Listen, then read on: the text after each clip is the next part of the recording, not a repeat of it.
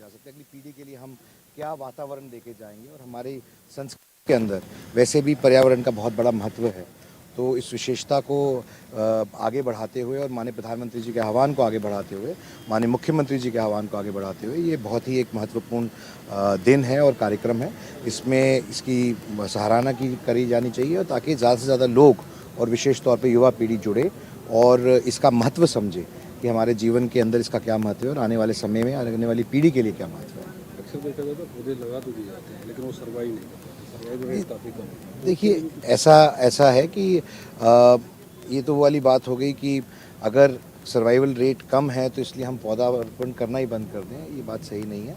हमें अपनी तरफ से प्रयासरत रहना चाहिए। संरक्षण की जरूरत है। बिल्कुल संरक्षण की ज़रूरत तो है ही है वो, लेकिन उसके साथ साथ उस हमारे को उस भावना की भी ज़रूरत है जो प्रत्येक व्यक्ति के अंदर है। और ये सिर्फ सरकार का काम नहीं है, ये प्राइवेट पर्सन्स का भी काम है, जो सार्वजनिक जीवन में लोग रहते हैं उनका भी काम है। हर एक व्यक्ति का, आपके माध्यम से मैं अपील करना चाहूँगा कि हर एक नागरिक का काम है कि हम एक पर्यावरण की तरफ संवेदनशील हों और हमेशा आगे बढ़ के इसमें हिस्सा लें। संसद का सत्र तीसरा सप्ताह है लेकिन लगातार हंगामा रहा। अभी आप किस तरीके देखते हैं 13 तारीख दूर नहीं है? देखिए, विडम्बनीय है कि देश की सबसे बड़ी पंचायत में लोग हमारे को आस्था से चुन के भेजते हैं और उम्मीद करते हैं कि हम उनकी बात उठाएंगे, उनके पक्ष की बात रखेंगे। और जब विपक्ष इस तरह की राजनीति करता है, तुष्टीकरण की राजनीति करता है और हमें मौका नहीं देता है कि हम अपनी बात रख सकें, अपने हलके की बात रख सकें, अपने लोगों की बात रख सकें, तो कहीं ना कहीं वो लोगों को वंचित रखते हैं अपनी बात सदन के पटल पे कहने से। और मुझे लगता है लोकतंत्र की एक तरफ से बहुत ही निंदनीय चीज़ है कि वो अपनी राजनीति के लिए लोगों का हक मार। अब एक सप्ताह अंतिम बच रहा है। देखिए, सरकार कटिबद्ध है, जो भी बिल आ रहे हैं वे पास होंगे, उसमें चर्चा भी होगी। राज्यसभा में भी चर्चा हुई है, FCRA बिल आ रहा है, उस पर भी चर्चा होगी, माननीय गृह मंत्री जी भी उस पर जवाब देंगे। और मेरा ये मानना है कि सरकार अपनी तरफ से कटिबद्ध है कि सदन चले, चर्चा हो, और विशेष तौर पर जितने भी महत्वपूर्ण बिल हैं उनके ऊपर विपक्ष भी अपनी बात रखे। लेकिन ये विपक्ष की मानसिकता है कि वे उसमें हिस्सा नहीं लेना चाहते।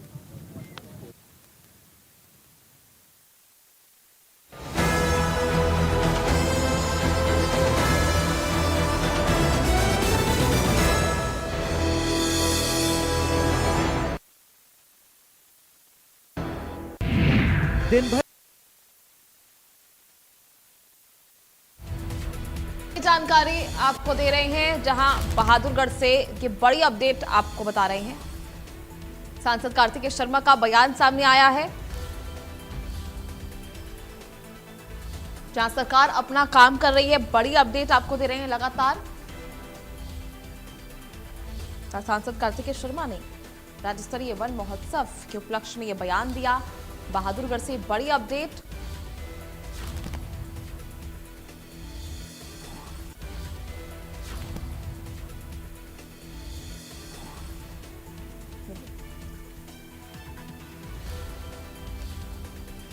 ऐसे में कार्तिकेय शर्मा ने बयान दिया, पेड़ों का हमारे जीवन में बहुत महत्व है।